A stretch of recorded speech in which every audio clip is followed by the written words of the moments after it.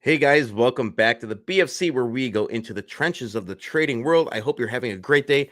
What is this week going to bring us? I guess we're going to find out. We have a lot to get into tonight. So grab your favorite beverage, pull up a chair, and get ready for the BFC. We're going to get right into it. We have a great guest tonight. So let's go.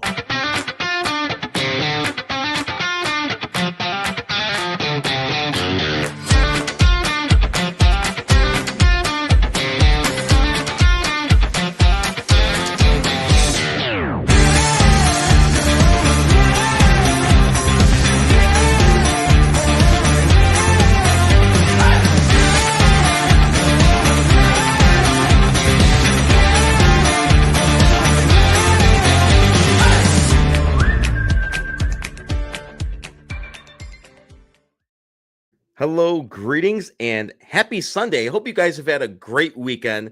It's been busy here in the E-Rock household, moving and grooving. I hope you guys, like I said, thanks for tuning in. This is all about firsthand due diligence. So as we do the interviews, make sure you guys put your questions in the chat because this isn't just for me. This is for you, the investor or the potential investor. So you could expect to hear from me again at some point this week. I think I might come on live on Thursday. And we're going to be hitting a regular schedule starting next week. So if you have any recommendations on what I should cover, make sure you reach out to me at buffalofiresidechats@gmail.com. I hope you guys are doing good. I hope you are great. So I don't want to waste any more time. We have an excellent guest today. He's been on multiple times. He's a wealth of knowledge. And sometimes when I have to paraphrase our content, I look just completely foolish and you will lose IQ points. So that's why I bring him on the show so he can explain these things for you. And I know he's laughing backstage right now because I could see him. So I'm not going to waste any time. I'm talking about Mike Sheikh with Dioxitran, ticker BIXT. Let's bring him in. Mike, welcome back. I heard that. It's been a while. Yeah, it has been. A lot of things happening, man. How you doing? Doing good.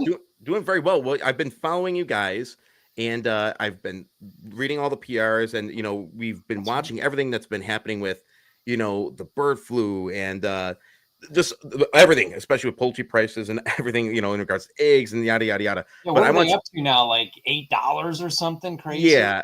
And you know what? It's crazy because you guys were PRing about this, almost 4 months ago. And I got to say, I did do the homework assignment. And so, there, guys, it's a little sliver. A little sliver. And I want to put this in perspective for you guys. The poultry industry in 2024, they have an inventory of 518 million chickens and 224 million turkeys. That doesn't mean that's all they have. That is the rotating inventory. All right. So we're talking about billions. All right.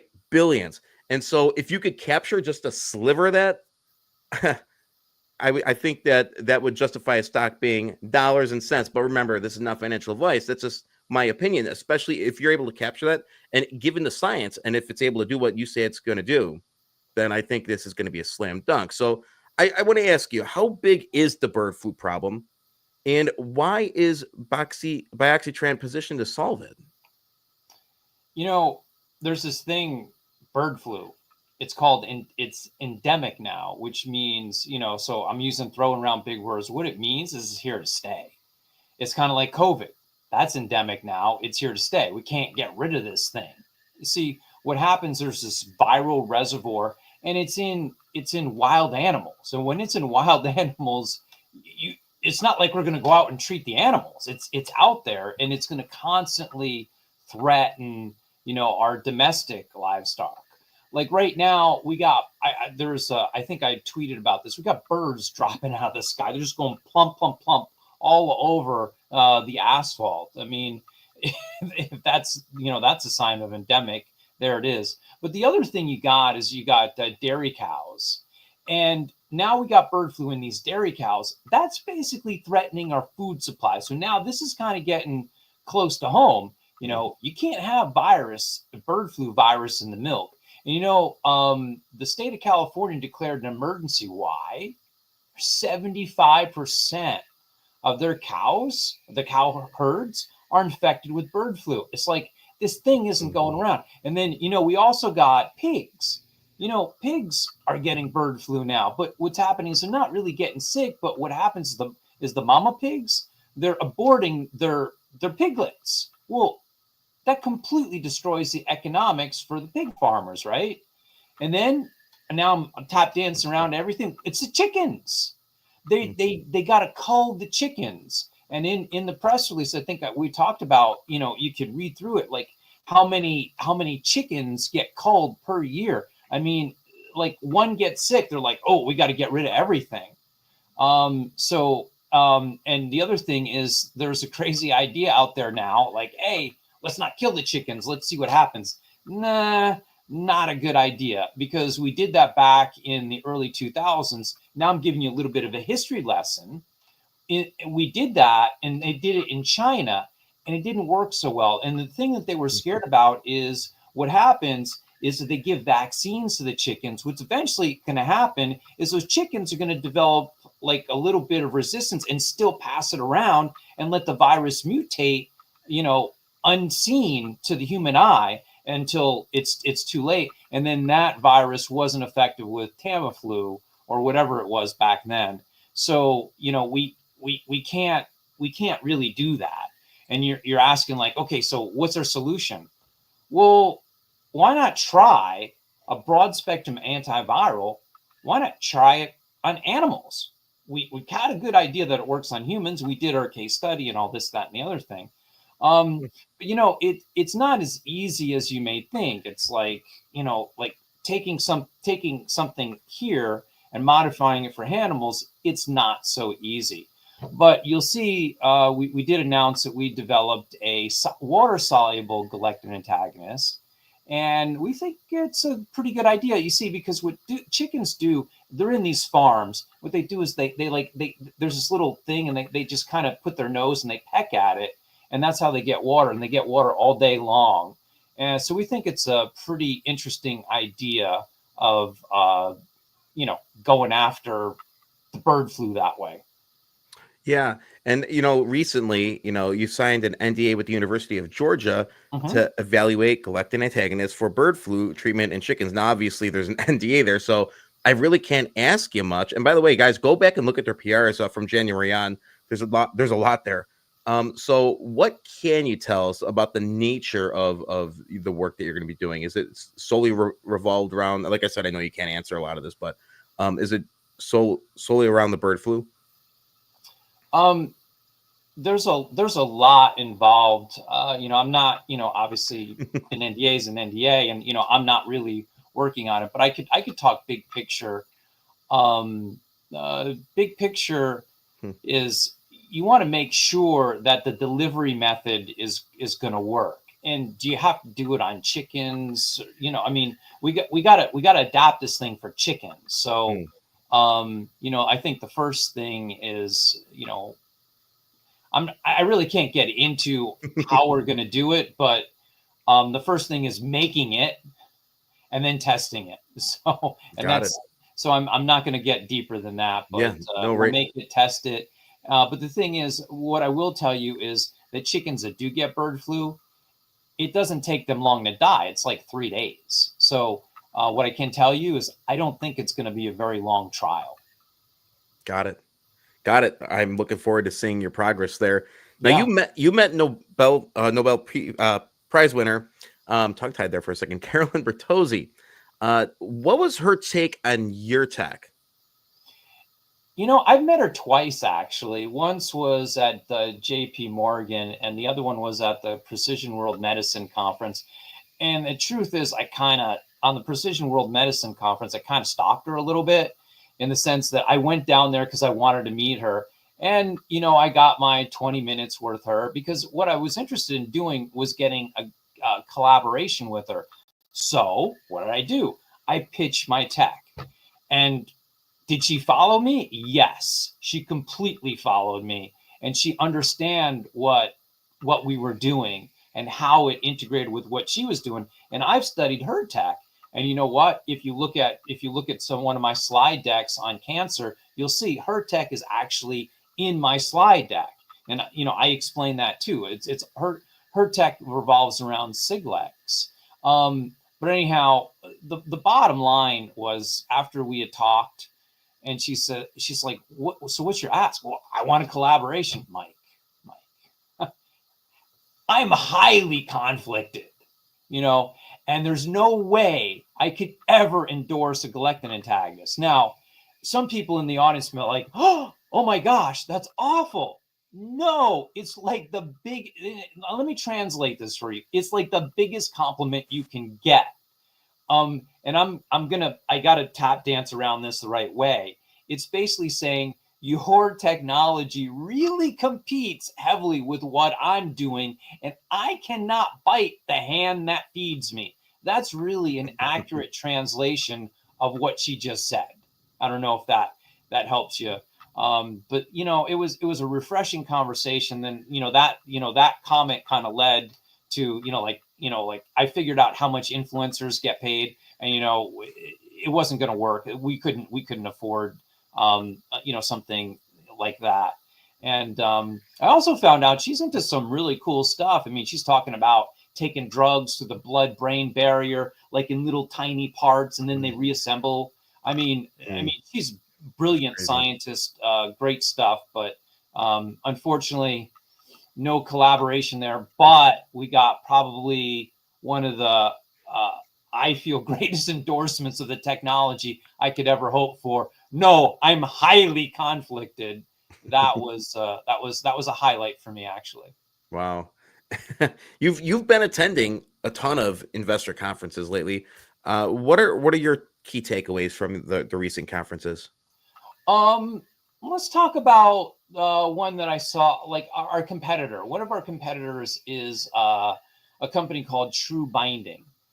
And, I have a personal connection to this because they're going after Parkinson's and Alzheimer's disease.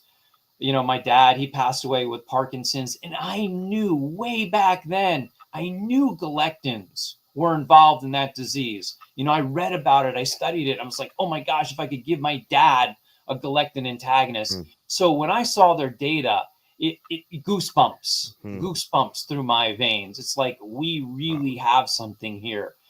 So they have an incredible galectin antagonist. Now, theirs is different than what we have. They're using a galectin-3 antibody, and it's able to penetrate through the blood-brain barrier. So it's pretty cool what they have there. Have we signed an NDA or anything like that? Not yet. You never know. We'll keep that open item. I also met and pitched Medium Pharma.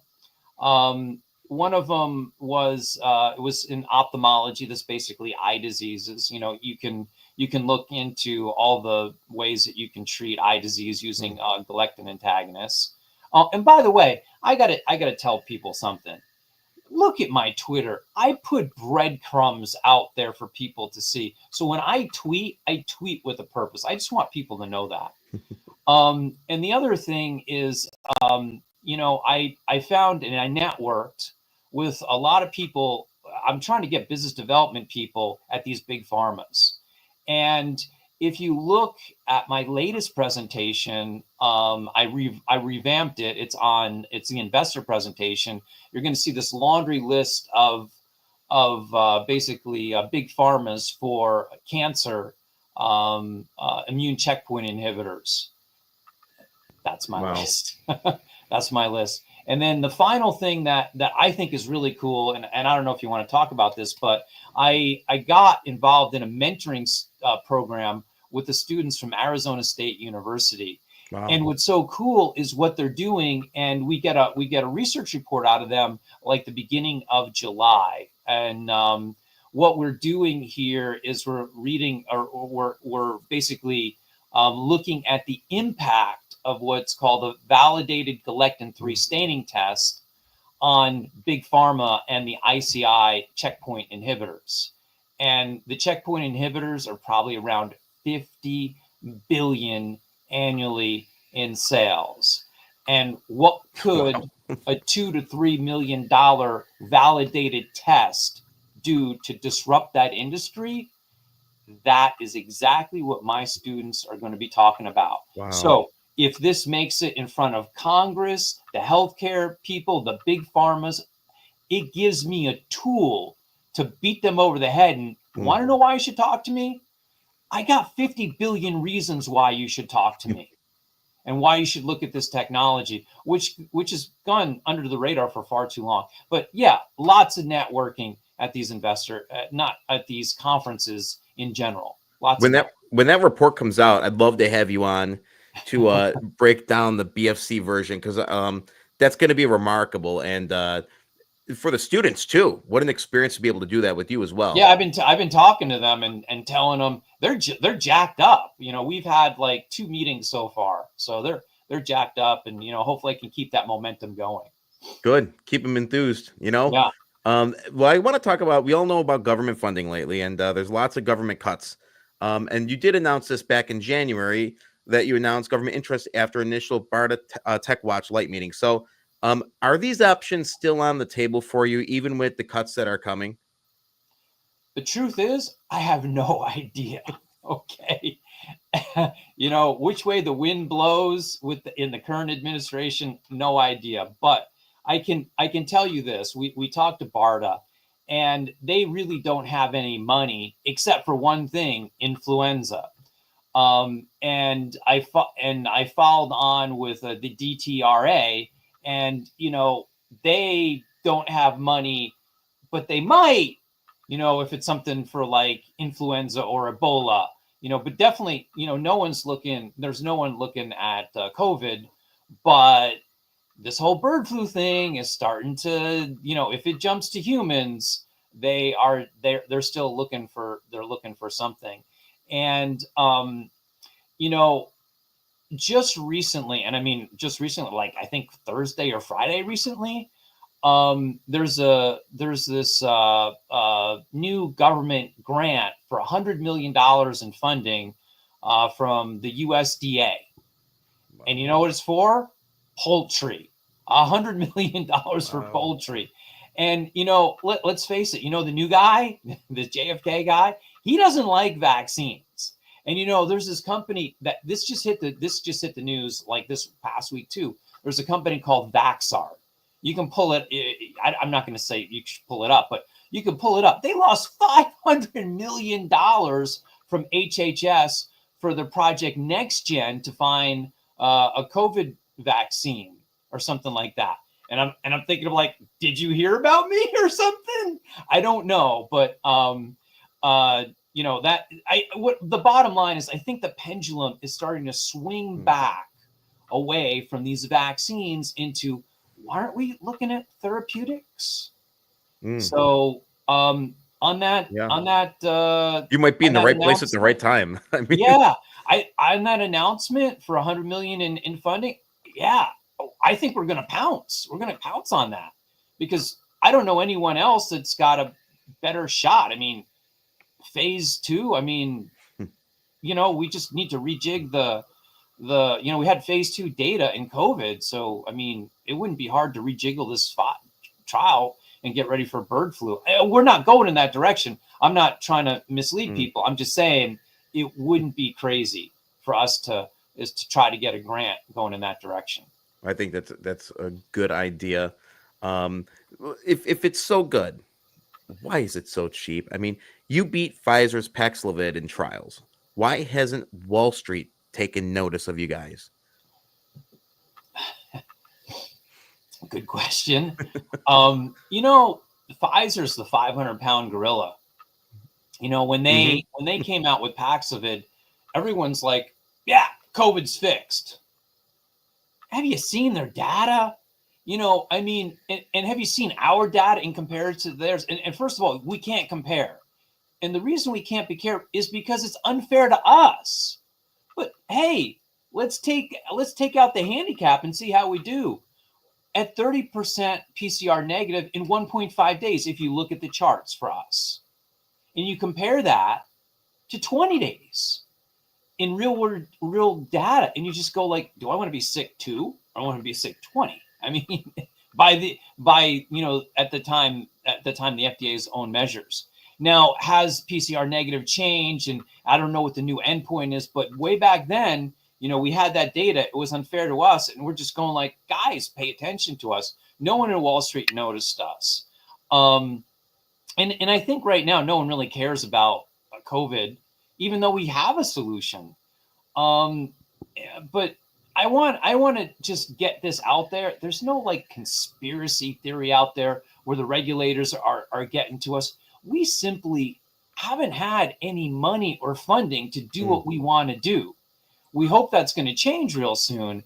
But there's also this investor perception is that we're all about COVID, and we're not. I mean, did you not see our patent on 60 plus viruses? I mean, there's more to us than just COVID. Anyhow, go ahead. Yeah. No, that's true. And so I know we've talked about that multiple times. We've talked about, the inflammatory disease. We've talked about a lot of these things. But let's get back to like the sector itself. The biotech sector has been in a brutal bear market. There's certain sectors that are getting hit hard. You guys are getting hit really hard. How has it impacted you guys specifically? Well, it's harder to raise money. And, we had this I don't know if you realize this, but at the height of this bear market, there was 160 biotechs that were trading at massive discounts to cash. I mean, the cash is worth here. And what's a company worth? Well, it's value plus future earnings, right? I mean, they just discounted everything. So I was thinking, and this was like a year ago, hey, why not partner with some of these guys? Now, the challenge that I figured out was what I got to do to partner with these guys. I got to explain why my science is so good compared to theirs. Well, that's like saying, oh, your baby, mine's beautiful, more beautiful than yours. So you're basically calling their baby ugly, and you just can't do it. That is not a way to win friends. Okay. And I think that has been a challenge, at least, for us doing a deal. And right now, the whole environment for other biotechs, they're doing nothing but toxic deals and warrants and this and that to raise money. And what we've been doing? We've been saying, what? We're looking for this specific investor who's interested in our science, not interested in some sort of structured deal because our price isn't where it needs to be. So we've been fighting for investors. And the truth is, why am I fighting so hard for investors? Because my interests are aligned with investors. My compensation, since we haven't had any in years, is tied to the stock price going up. So I'm aligned, and all our management team is aligned with investors. So anyhow, we'll leave it at that. Well, and you got to ask, does the price, and you guys could ask yourself this, with many stocks, does the price always equate to value? Or is this an opportunity of a lifetime? Is this an opportunity at the ground level? I think it's an opportunity at the ground level, and that's what I've been banging to people. And I've been looking at private investors. I've been looking at fund managers, and I don't want to do a deal down here that doesn't make sense. We did a deal with private investors a couple years ago. I think it was like 3 or 4 years ago, actually. And we did it at what we thought was a stupid cheap valuation, and right now that would be around 25 cents. So I mean, I hate doing a lower round. You know what I mean? Mm-hmm. It doesn't make sense. But sometimes you got to do what you got to do. And I'm not saying that's not a forward-looking statement. I'm just saying that's kind of where we're at with things. One helpful thing that I just want to point out, when you look at valuation, it's all relative. Does anyone remember what Moderna was? How great their technology, the mRNA vaccine, and how huge it was going to be? That was trading at $460 a share. Anyone know what it's at now? 33. Okay. So price is great. Oh, it's worth that much. Sometimes it works in reverse. So sometimes that was too good to be true, right? And then, now we're down here and we're saying we have all this technology. Sometimes maybe this is too good to be true and the price doesn't recognize it. So sometimes the market is inefficient. And I really believe that the market is inefficient. Yeah, and you know what? You go through your phases where things are overvalued, things are undervalued, and and I think we're, with many stocks, with many companies, we're in the position now to really double down on gems that have a lot to bring to the table. The last 18 months have been pretty brutal. And and I'm going to tell you guys this: if you have a conviction in a company, let's say you're following BIXT and you've been following the science, you've been following the PRs, you've been watching the interviews, you've been watching his presentations on emerging growth, you reach out to them and ask questions. If you have a conviction for the science and the stock and the company, then you're gobbling it up and you're buying it because you want to buy things when they're beating guitar. You know what I mean? It's easy to buy any stock, when everybody's excited and the bull run's going and everybody's getting, everybody's in that mood. But it's hard to like get in that mindset. And I'm in this mindset now. Is like, we're beaten down, I'm buying it. I like this one. It's beaten down, I'm gonna buy more of it. And so yeah, I agree with you there. And I think it's just you have to ask yourself, overvalued, undervalued. I want to break down the science a little bit. Okay. We got to cover this stuff, guys, right? So I want to ask you what exactly the Galactin challenge is. Now, you did share a video with me, and for some reason I couldn't pull it up, but why is it key to chronic disease? Well, the Galactin challenge, you could actually go on right now and you can go on to your screen and type into Google anything, like any chronic disease. So you type in a chronic disease, and then what you do is you type Galactin 3 after it. You know what you're going to find out? It's like one of two things. Okay, this is an incredible biomarker of this disease, or you're going to see, we believe that this is what the journal article is going to say. We think that this is an ideal treatment method for a galectin antagonist. And you look at this and you see this 14,000 times, and you think to yourself, maybe they're on to something here. And you think to yourself, why have they not developed a galectin antagonist yet? Well, we're starting to see that momentum. There were only like 2 players in the space. Now there's 3, now there's 4, and now I think there's probably 6. It's starting, folks. And when you go into the space, what do you want to do? And this is for anything. You want to look, who's the company that's best of breed? See my hand? Who's the company that's best of breed? Who's the guy that came with who coined the name Galactin? That happens to be our CEO, Dr. Platt. Well, yeah, I mean, he coined that, and this is going on 30 years. And the fact it's flying under the radar is ridiculous. And we're talking about 14,000 published journal articles. 14,000. Yeah. That's crazy. Someone's gonna notice.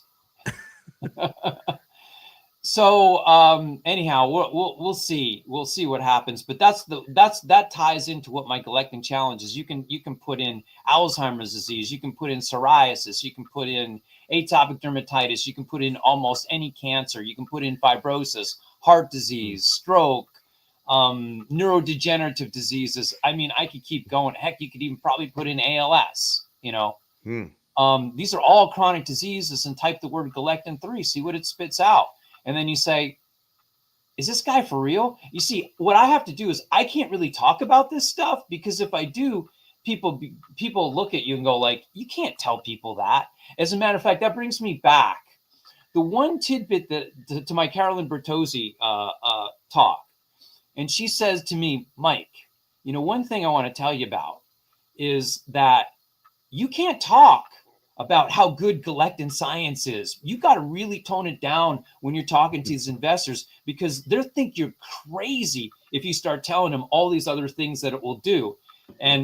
But the reason I point that out is because I got a Nobel laureate counseling me on the fact that she understands it works on all this stuff, but says, hey, just a little bit of advice. You can't say that when you're pitching these guys, because she's done that before. She understands her technology and how breaking it is and how it can apply to almost anything. And she also understands ours. So that was a little aside that I was excited about. It's the phrase, if it sounds too good to be true, then it probably is. And investors, we always have that in the back of our mind. You know what I mean? And so, me, like sometimes we'll have a conversation and I get goofy sometimes. Or like I'll talk to any, CEO of them. I'm like, all right, let's tone it down. I've heard these things a bunch of times. I think I was talking to you that one day. I was like, Yeah. come on, I've heard that from every OTC CEO. But the truth is like, and that I think she was smart for that advice, because sometimes that could be like a red flag, because lots of times Exactly. there are scams out there. There are like, oh, you know what? This is too good to be true. Then it probably is. But this is, I think bio is different because it's you have the tests, you have the data, and you have Right. You can all do those this things Google going for you search. right there. You have hard, tangible evidence Right. of your of what you know of the galectin antagonist. That's unbelievable. You know, Iraq, we don't do research in galectin science at our company. Why? Because it's already out there. We just take the science and all we do is we apply it. I mean, we already seen the research on cancer. We've seen, I just told you, I went to True Binding, saw the research on Alzheimer's disease, on Parkinson's disease.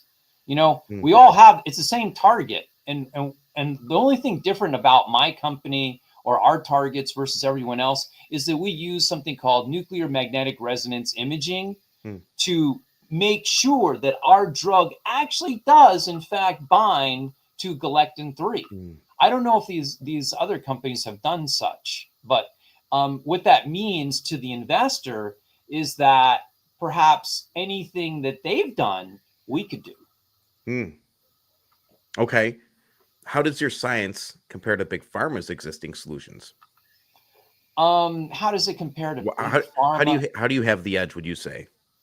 You know, big pharma, we don't really get to translate with big pharma, and that's the hard thing to do. Is right now I have decks ready to go to big pharma, and I've talking to big pharma, so I don't know if that's breaking news or anything, but you know, I'm talking to big pharmas plural, and I have decks ready to go, and you know, they're a tough animal, and everyone has their little onboarding process that they take you through, and I'd love to discuss that more. But you know, how do we compare to them? You know, it's a dandelion theory. Okay, the dandelion theory is what we want to do is we want to take disease out by the roots.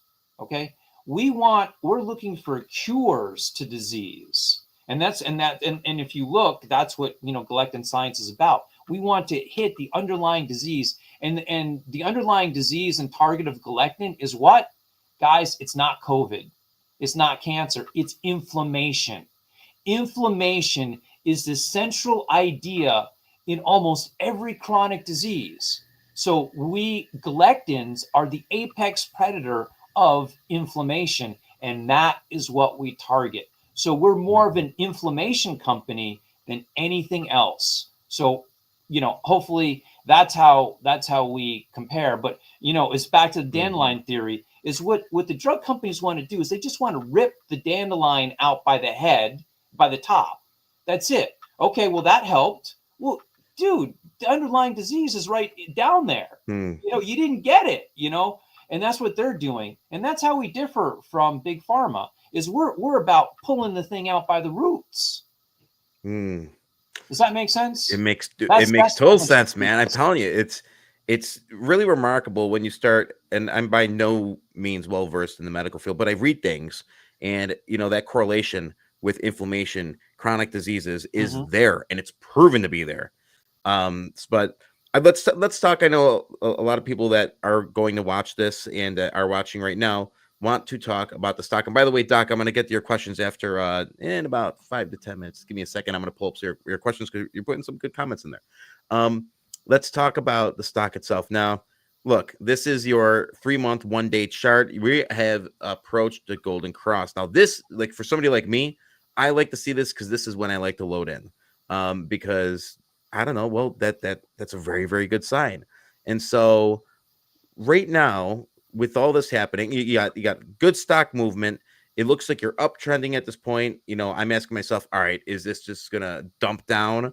Is this just an anomaly, or is this something that is going to push us in the right direction and get towards that $1 to $2 mark? Because the truth is, your share structure is beautiful, and not only that, you did talk about your debt.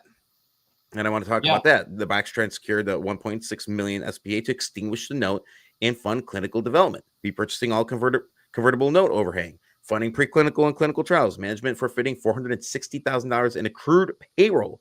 All right. So, you're putting your money literally where your mouth is there. So I want to ask you about, like, why has your stock been flat for so long? I think obviously we covered a little bit of why that's the case because of the brutal bear market that we're having, and what changed recently. And I also talk about, how much did your convertible note, the convertible debt, suppress the price discovery, and where do we go from here? Because this is a prime opportunity chart wise and news wise, because you guys are out there, you're transparent, you're always sharing what you need to share. Everything, comment on everything I just gave you. So the stock has been flat for a really long time, and basically 2 years. And over those 2 years, I've done everything that I could to try to, get some people in to take out the convertible debt. But, some of our investor groups that we have two major investor groups in our company. They just didn't have the liquidity event, and they want to invest in our company, but they haven't.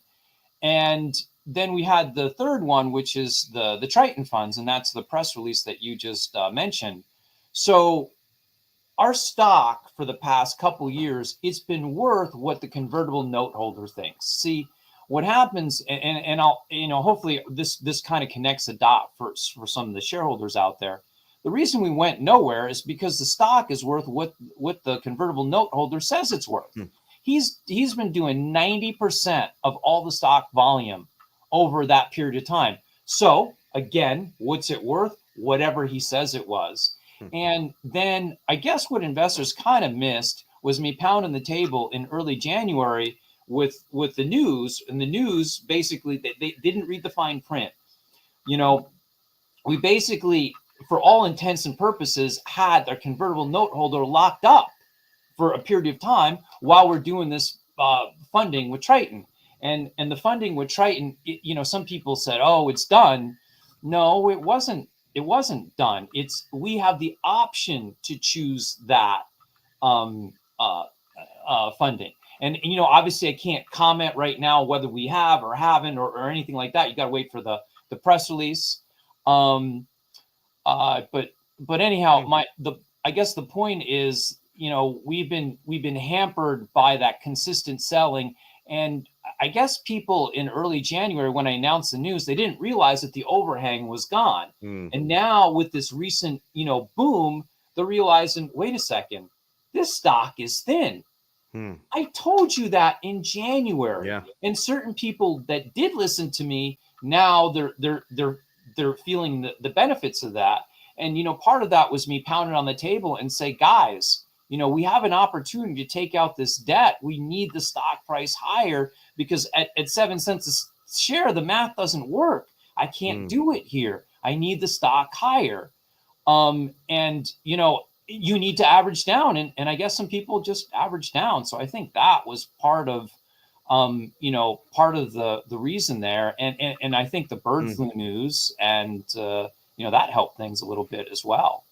Yeah, So, no, I agree with that. And it seems like with the share structure that you have, I mean, if you get any significant buying, any significant amount of dollar volume, you're gonna move hot. And so it looks like this could be a new era for So you guys. what I like to call this period or this era? It's called price discovery. And you're like, what the heck is this guy talking about? What happens is when there's no overhang, we get this incredible volatility. And if you pull up the chart, you're going to see it's just bouncing all over the place because people are trying to figure out, well, what is this company worth? Can this company raise money? Can they continue with their development? All these questions are going on in their head. And that's, so any little tidbit of information comes out and you're going to see the price discovery mechanism working. And I don't know where this thing's going to end up evening out or anything like that. But one thing I can't expect is more volatility while people figure that out. And while people figure out, I think people have figured out there's no overhang to this. Wow. Yep. I'm excited for it, especially looking at the chart. Like I was just saying, let's get to some comments. I'm just looking at some of these. What flavor vape pen is that? Blue. This is a note pen. You get high on the knowledge. Let's get to some of Doc P's questions because he put out some really, really good ones. Um, Cattle, cats, and humans now catching H5N1 bird flu. So a positive bird flu trial would also make it a perfect choice for humans next. Bingo. What you do is you normally do it on animals first, and then you prove it in humans. This Hmm. is a little bit different. We've kind of proven it in humans, and now we're moving to animals. Hmm. And I was and on that, there's the World Health Organization. I was just on a call last week, and they call like Baxaville, I can't, I bastardize the name, but Zofluza, okay, is the common name. They said, oh, well, that's a broad spectrum antiviral. I'm sitting there going like, that's not a broad spectrum antiviral. If that's a broad spectrum antiviral, what we have is like a world spectrum antiviral or something like that. I'm like, no, that's not a broad spectrum antiviral, but that's their mentality. It's a broad spectrum antiviral. So if it works in influenza, it's also going to work in bird flu, right? Well, what did we do? We did a test, in vitro test on influenza, and now we're doing it on bird flu. So if we were to, I can't talk an NDA, but if we were to do anything, do you think we're testing to see if it works on bird flu? Yes, we are, but we're not doing in vitro tests on it. We almost don't need to, and I don't know if people realize that. So we proved the broad spectrum activity in people, although we've done it. I can't say that we've proven it in people. We've done it in vitro in 3 different viruses, and we understand the mechanism of action. So we're very comfortable that it's going to be broad spectrum antiviral, and that'll allow us to possibly do clinical trials where you do it on, instead of just COVID-19, you expand the indication. And actually, our clinical research organization told us, hey, you should go after, other things besides COVID-19, so because RSV and influenza are also out there. And I think influenza, it really showed its head this year. Doc Did P. I answer the question? Yes, it does. Investors thought Google and Amazon founders were nuts in the early days. You got to find the good ones early, and that's that's true. So what's next for you guys? What's next for BioXyTran? Well, like immediately you can kind of see, we struck a chord with the bird flu thing. So we need to figure out if we really have something. And I don't know if that's going to be in days, weeks, months. I can't give you any element of timing on it. But I want to tell you is we're pushing extremely hard. And, if you think that, we're only going after one academic institution, think again. But now the other thing is our antiviral tech, it's big. And right now we have a patent, or patent pending rather, on 60 plus viruses. I want to know more about that. I want to know how many more, how far does this go? I put out a tweet and I said, look at this. We've had activity in 4 different viral families. How many more can we prove this in before investors wake up and realize, well, wait a second, this thing could work. We don't know how many viruses this thing can work on. But investors are asking that question. How big is this going to be? So we need to do more in vitro testing. And then we need to do more clinical trials. I think investors really want to see us moving the trials forward because we've done nothing. And all this takes money. So hopefully we're on the cusp of money and we get to do this. And the other thing that I've been working on are partnerships. I'm going to these conferences, I'm networking, we're doing presentations, we're going, we're looking at partnerships. It's how to structure them. It doesn't come overnight, but we're definitely making progress. And it starts with, your marketing collateral and making sure you're able to communicate in their language. And, that's probably the biggest learning process that I've had. And I'm getting traction. That's excellent.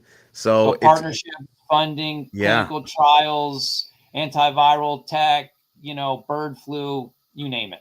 So we have the study that you're doing with the school. We have the NDA that you signed. We have, I mean, you have a lot of stuff going on. All the connections that you've made. Nobel Prize winners. I mean, dude, you're on fire, and you're doing everything you need to get out there. So I am going to be watching the stock. This has been on the BFC watch list almost 2 years. 2 years now. You've been on the show, I don't know, 4 or 5 times. It's been great having you on tonight. And I just want to say thank you for being a part of the Buffalo Fireside Chats community, man. It's great having you here.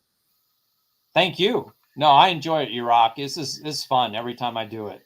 Well, I'm going to have you back on again because I have a feeling that we're going to be wanting some updates, especially when we get close to July, too, because that's going to be big. And you're always welcome. If you ever want to. Sooner. Yeah, right. Oh, okay. There, he dropped a little tidbit right there. See, but that's good. You're always welcome on. But once again, thanks for joining us here on the BFC tonight. All right. See you later, Rock. Take Bye, care, everyone. Let's get this guy out of here. Always a pleasure having Mike on.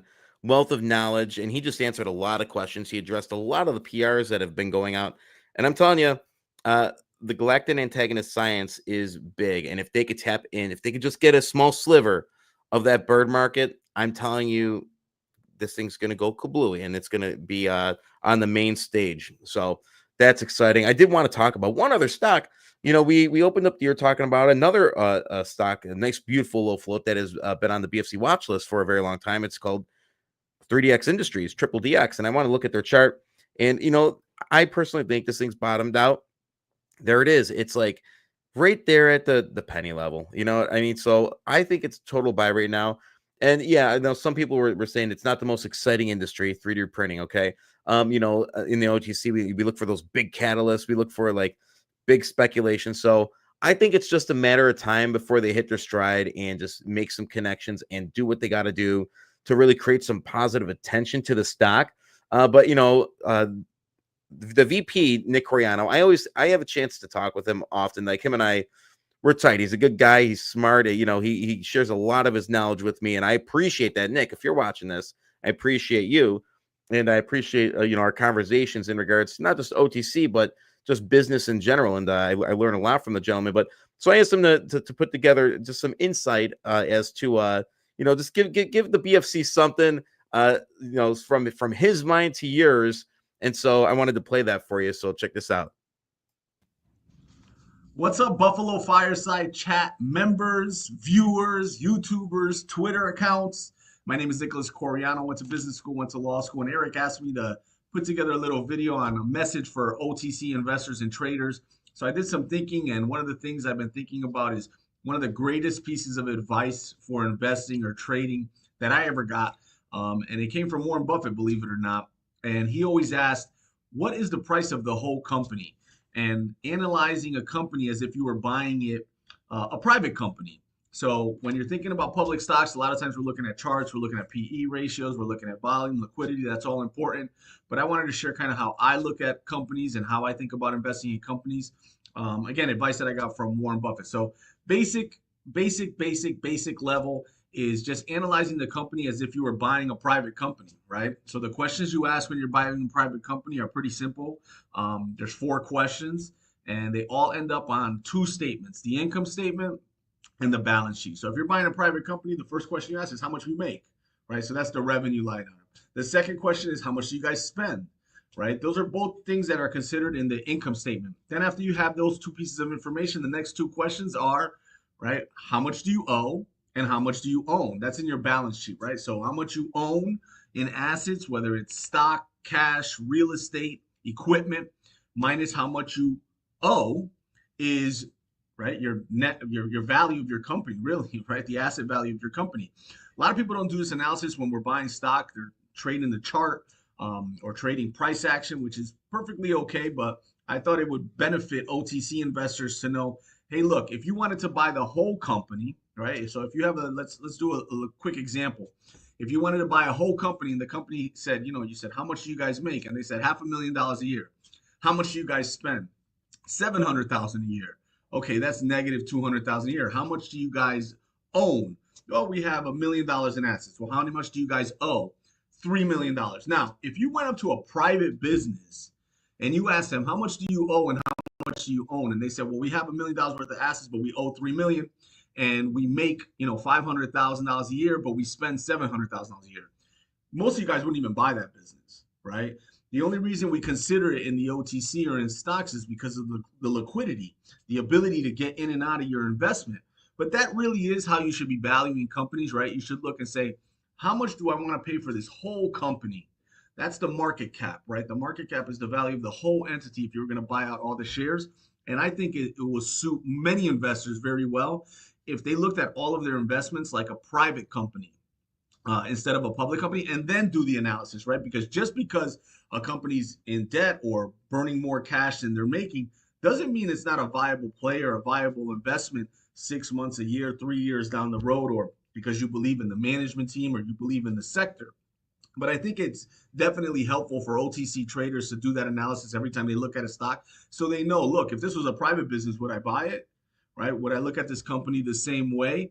And it's really a fundamental way to look at a company and see if it's undervalued, right? Because me and Eric had this conversation before about being undervalued. And I said, I only have 4 metrics when I'm measuring an undervalued company. They're on the income statement or the balance sheet, right? And it's how much do you make? How much do you spend?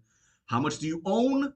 And how much do you owe, right? And based off of that, so if a company has, $1 million in cash and only 500,000 in debt, right? On the balance sheet, that's plus 500,000. If the market cap is trading under 500,000, I believe it's undervalued, right? So the same thing with a company that has $10 million in assets and, only has $3 million in debt, and they have enough money for a runway. I'm basing my undervaluedness on that. So if it's $7 million, plus equity position, and the company's trading for a $1 million market cap, it's $6 million undervalued. So that's kind of how I look at it. I hope it sheds some light on, maybe some of your investing tactics or how you guys look at companies. It definitely is how I look at companies. And tell me what you guys think about that. But hopefully you guys are all reading the financials. You guys are reading the income statement, the cash flow statement, the balance sheet. Most of your information is there. You're digging through the filings. And of course, you guys are watching Buffalo Fireside Chats with Eric. He's always giving you guys gems, letting you guys hear from OTC investors and other OTC CEOs. So keep it up and follow me on Twitter and stay tuned for another segment here at Buffalo Fireside Chats. Thanks, Eric. It's always good to hear from Nick Coriano. How much do you make? How much do you spend? How much do you own? How much do you owe? And I think, when I watched that, when he sent that to me, I was like, wow, that is absolutely great advice. Treat it like a private company. Would you buy that company if it was private? And so I think great words of wisdom. And so maybe try doing that as you embark on your investment journey. But as for now, this is it, guys. I hope you had enjoyed the show. I hope you had a wonderful weekend, and we're going to pick it up probably Thursday this week. And after this week, we are full steam ahead. That's all I got. Remember, guys, there is more that binds us than breaks us. Peace out.